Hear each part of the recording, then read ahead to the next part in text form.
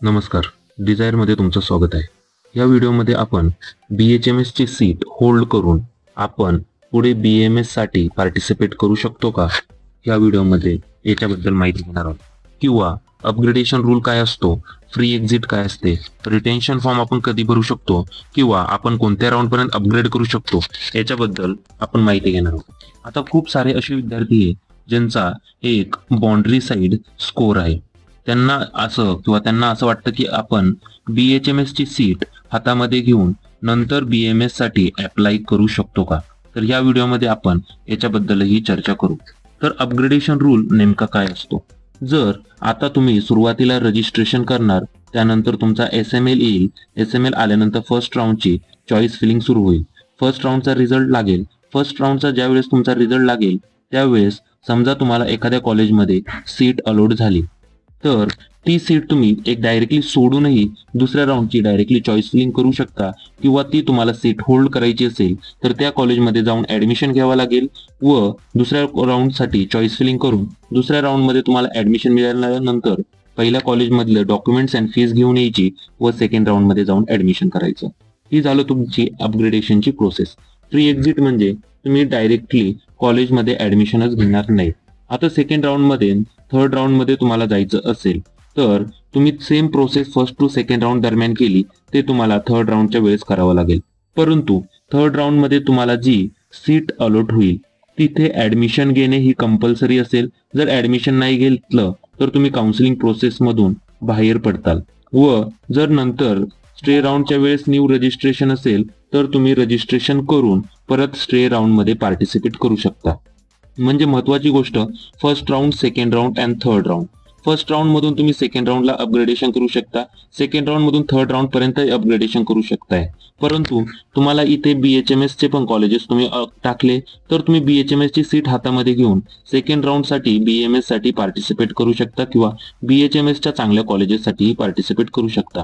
Same process second to third round पर्यंत करू शकताय। परंतु थर्ड राऊंड मध्ये तुम्हाला सीट अलॉट झाली तर ती तुम्हाला घेणं ही कंपल्सरी असणार आहे। जर तुम्ही घेतली नाही तर तुम्हाला नवीन रजिस्ट्रेशन करावं लागेल, परत स्टे राऊंड मध्ये उतरावं लागेल। परंतु तुम्हाला स्टे राऊंड फर्स्ट मध्ये सीट ही अलॉट झाली तर तुम्ही स्टे राऊंड सेकंड साठी इलिजिबल राहणार नाही। भरपूर विद्यार्थी म्हणतात आम्ही स्टे राऊंड फर्स्ट मध्ये BHMS ची सीट हातात धरली तर सेकंड राऊंड BMS साठी पार्टिसिपेट करता येईल का, तर करता येणार नाही। जर तुम्ही ही सीट सोडली तर तुम्ही ह्या वर्षीच्या काउन्सिलिंग प्रोसेस मधून बाहेर पडणार आहात। तर त्यामुळे चॉईस फिलिंग करताना जी फर्दर चॉईस फिलिंग आहे ती करताना खूप महत्वाची प्रोसेस असते। काउन्सिलिंग मध्ये ऑल इंडिया कोटाचे तर 2 राऊंड होणार, त्यानंतर AACCC चे याच्यापेक्षाही जास्त राऊंड होऊ शकतात। जर स्टेट कोटाचा विचार केला, IQ आणि 85% साठी सेम रूल्स आपल्याला पाहण्यास मिळतात। आता ह्या रूल्स मध्ये काय की जर तुम्हाला third round and stay round first ची चॉईस फिलिंग करताना ही खूप महत्वाची गोष्ट आहे की कॉलेज सिलेक्ट करणं। जर व्यवस्थित कॉलेज सिलेक्ट केलं तर तुम्हाला पुढे काहीही प्रॉब्लेम होणार नाही। जर तुम्हाला चॉईस फिलिंग कशी करायची किंवा पेड काउन्सिलिंग घ्यायची असेल तर आम्हाला नक्कीच मेसेज करा। आता तुम्ही प्रोसेस मधून कशा प्रकारे बाहेर पडताल, जर स्टे राऊंड मध्ये चॉईस फिलिंग व्यवस्थित करणं खूप इम्पॉर्टंट आहे। जर नंतरचे 3 राऊंड हे खूप महत्वाचे असतील, कमी मार्क्सवर देखील ऍडमिशन होऊ शकते, परंतु त्याच्यासाठी चॉईस फिलिंग कशी करताल, तुमची first round, second round and third राऊंडला वेगळ्या प्रकारे चॉईस फिलिंग झाली पाहिजे।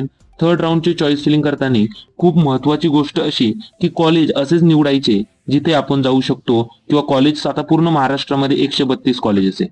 सर्व कॉलेजेस हे चांगले नाहीत किंवा सर्व कॉलेजेस हे टॉप लेवलचे नाहीत।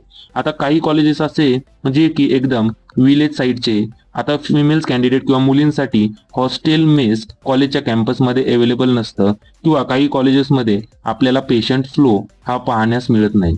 त्यामुळे या सर्व घटकांचा विचार करून आपण प्रत्येक राऊंडची चॉईस फिलिंग झाली पाहिजे। तुमची थर्ड राऊंडची चॉईस फिलिंग आणि स्टे राऊंडची चॉईस फिलिंग ही खूप इम्पॉर्टंट ठरते।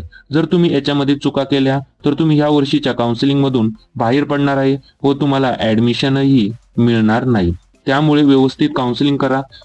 तुम्ही BHMS ची सीट ही होल्ड करू शकता एक थर्ड राऊंड पर्यंत, परंतु तुम्हाला थर्ड राऊंड मध्ये किंवा फोर्थ राऊंड मध्ये एकच काहीतरी निवडावं लागेल। म्हणजे अपग्रेडेशनचं जे तुम्हाला ऑप्शन आहे किंवा फ्री एक्झिटचं ऑप्शन आहे ही साधारण 3rd राऊंड पर्यंत अवेलेबल असणार आहे. त्यानंतर तुम्ही अपग्रेड करू शकणार नाही किंवा फ्री एक्झिटही घेऊ शकणार नाही. अशा प्रकारे व्यवस्थित काउन्सिलिंग केल्यास किंवा सर्वात महत्वाची गोष्ट चॉईस फिलिंग. तर चॉईस फिलिंग मध्ये विविध घटक असतात. आपण ER मार्किंग ऑन करतो किंवा कॅटेगरीच्या सीटसाठी अप्लाय करतो, गर्ल्स कॅन्डिडेट 30% सीटसाठी अप्लाय करतो. या सर्व गोष्टींचा विचार करून जर चॉईस फिलिंग केली तर तुम्हाला एक चांगल्या दर्जाचे कॉलेज हे अलॉट होऊ शकते व नंतरही तुम्हाला अकॅडमिक्स मध्ये प्रॉब्लेम होणार नाही. चॉईस फिलिंग करताना कोणत्या गोष्टींचा विचार केला पाहिजे की कॉलेज कसं आहे, म्हणजे कॉलेज नेमकं अर्बन एरियामध्ये आहे की विलेज एरियामध्ये आहे हे माहीत करणं गरजेचं आहे. कॉलेजची हिस्ट्री कशी आहे, कॉलेजेसचे परमिशन कसे आहेत, त्यानंतर कॉलेजचा स्टाफ असेल, कॉलेजेसचं हॉस्टेल असेल. काय आता काही कॉलेजेसच्या हॉस्टेलची फी ही साधारण 1,50,000 रुपये सुद्धा आहे, तर काहींचं हॉस्टेल हे कंपल्सरी पण असतं. त्यामुळे ह्या गोष्टींचाही विचार करणं महत्वाचे आहे. आता आपण जेव्हा कॉलेजमध्ये जातोय तिथे तुम्हाला डेड बॉडीज कॅडेव्हरसाठी किंवा अदर गोष्टी प्राप्त होतात का, कॅम्पसमध्ये तुम्हाला सर्व फॅसिलिटीज अवेलेबल आहेत का, याचाही विचार करणं महत्वाचं आहे. अशा प्रकारे कॉलेज सिलेक्ट करून तुम्ही एका चांगल्यातल्या चांगल्या कॉलेजमध्ये कमी फीज मध्ये ही ऍडमिशन घेऊ शकताय व लास्टला तुम्ही व्यवस्थित काउन्सिलिंग केली तर कमी मार्क्स असतील तरी तुमचं ऍडमिशन ही होऊ शकतंय. अशा प्रकारे तुम्हाला आमची पेड काउन्सिलिंग जॉईन करायची असेल तर 9730 89 89 60 या व्हॉट्सअप क्रमांकावर आम्हाला मेसेज करा. आमचे टीम मेंबर्स तुमची नक्कीच हेल्प करतील. तर अदर काही तुम्हाला डाऊट्स असतील तरीही विचारा.